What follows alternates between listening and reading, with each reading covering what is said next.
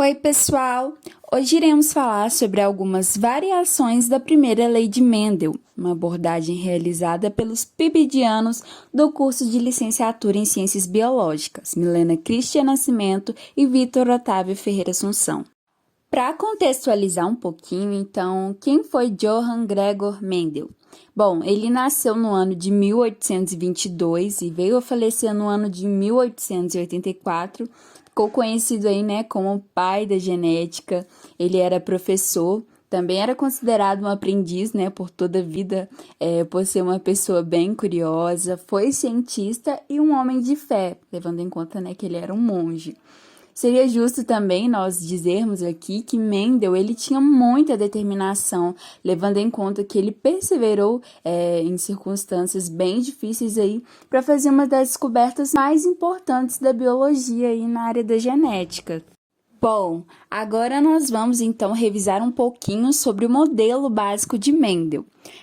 Os princípios básicos do modelo de herança de Mendel foram mantidos por mais de um século e eles podem então explicar como que muitas características diferentes são herdadas em diversos organismos, incluindo em nós, os seres humanos, Alguns dos conceitos fundamentais desse modelo então foram aí os que eu coloquei, como traços hereditários são determinados por fatores hereditários que hoje chamamos de genes, os quais ainda eram desconhecidos por Mendel na época.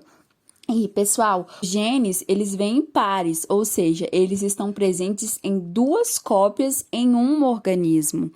Os genes possuem diferentes versões, que são chamadas hoje aí de alelos.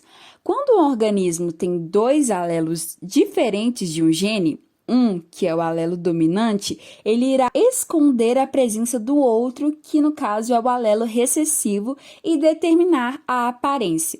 Durante a produção de gametas, então, cada óvulo ou espermatozoide recebe apenas uma das duas cópias dos genes presentes no organismo.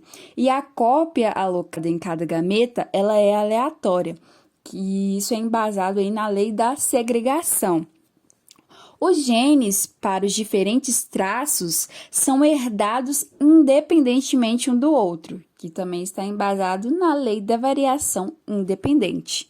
Aqui nós apresentamos então a primeira lei de Mendel, que diz que os dois membros de um par de genes se segregam um do outro para os gametas, de modo que a metade dos gametas tem um membro do par e a outra metade tem um membro do outro par. Agora nós chegamos então ao ponto crucial da nossa apresentação. Algumas das variações da primeira lei de Mendel, onde essas envolvem apenas genes únicos.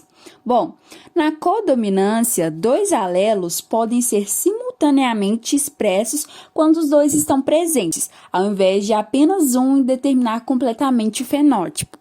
Na dominância incompleta, dois alelos podem produzir um fenótipo intermediário quando ambos estão presentes, em vez de haver um que determine o fenótipo completamente. E na pleiotropia, alguns genes afetam muitas características diferentes e não apenas uma única característica. Olá pessoal, eu sou o Vitor e agora eu vou dar continuidade à fala da Milena e eu vou falar um pouco sobre alelos letais.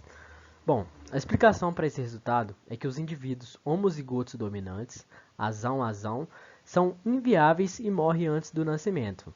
Bom, assim pode parecer um pouco confuso, mas eu vou passar um exemplo, vou explicar direitinho e espero que vocês entendam. Bom, em camundongos cinzas, foi realizado um experimento onde colocaram eles para se cruzarem e notaram que sempre nascerá filhotes cinzas, ou seja, azinho. Continuando o exemplo, um experimento agora foi realizado em camundongos amarelos e notou-se algo diferente da lei de Mendel, que não era uma proporção de 3 para 1, e sim de 2 para 1, ou seja, dois ratinhos eram amarelos e um cinza, ou seja, azinho. Você pode estar se perguntando, nossa Vitor, mas até agora eu não entendi nada. Você disse que ia explicar, ia ficar fácil.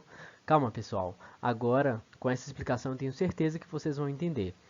Naquela situação entre camundongos amarelos, ele obteve o seguinte resultado. Quando cruzava o azão e azinho com azão e azinho, que eram os amarelos, obtinha a seguinte relação. Azão, aqui vou mostrar a vocês. Azão com azão, azão, azão. Azão com azinho, azão, azinho. Azinho com azão, azão, azinho. E azinho com azinho, azinho com azinho, azinho, azinho. E aqui vocês podem notar que ele percebeu que azão, azinho, azão, azinho sempre dava amarelo. E azinho, azinho, cinza. Mas e esse azão, azão? O que acontecia? Bom, essa é a situação dos alelos letais, pessoal. Esse azão, ele não chegava a nascer. E por questões embriológicas, genéticas, eles não chegaram a nascer.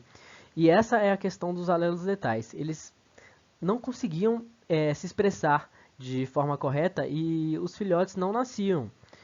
E você pode perguntar, nossa, mas como seriam esses filhotes? Seriam amarelos ou cinzas? Pois é, pessoal, não tem como saber, porque eles não chegaram a nascer, nunca chegaram. E nessa questão de alelos letais, essa situação sempre acontece, infelizmente. Bom, é isso. Espero que vocês tenham entendido a aula com esse exemplo final.